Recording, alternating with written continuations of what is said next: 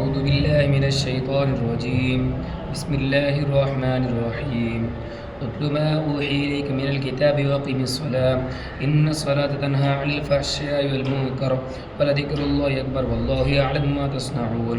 ولا تجادلوا أهل الكتاب إلا بالتي هي أحسن إلا الذين ظلموا منهم وقولوا آمنا بالذي أنزل إلينا وأنزل إليكم وإلهنا وإلهكم واحد ونحن له مسلمون. وكذلك أنزلنا إليك الكتاب فالذين آتيناهم الكتاب يؤمنون به ومن هؤلاء من يؤمن به وما جحدوا بآياتنا إلا الكافرون.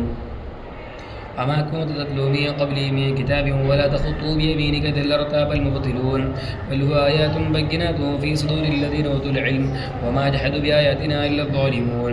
وقالوا لولا أنزل علي آيات من ربي قل إنما الآيات عند الله وإنما أنا نذير مبين.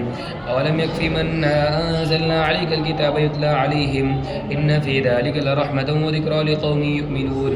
قل كفى بالله بيني وبينكم شهيدا يعلم ما في السماوات والأرض والذين آمنوا بالباطل وكفروا بالله أولئك هم الخاسرون. ويستعجلونك بالعذاب ولولا أجل مسمى لجاءهم العذاب وليأتينهم بغتة وهم لا يشعرون.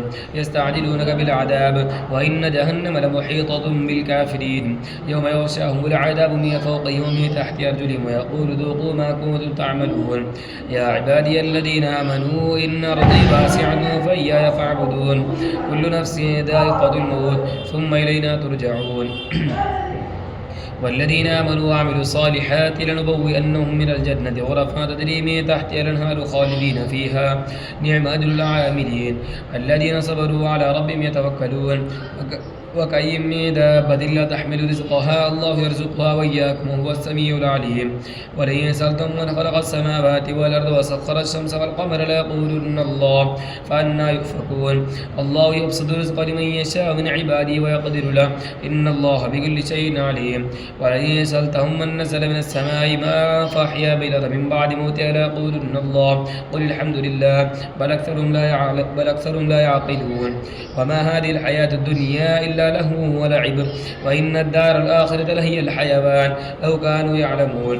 فإذا ركبوا في الفلك دعوا الله مخلصين له الدين فلما نجاهم إلى البر إذا هم يشركون ليكفروا بما آتيناهم وليتمتعوا فسوف يعلمون.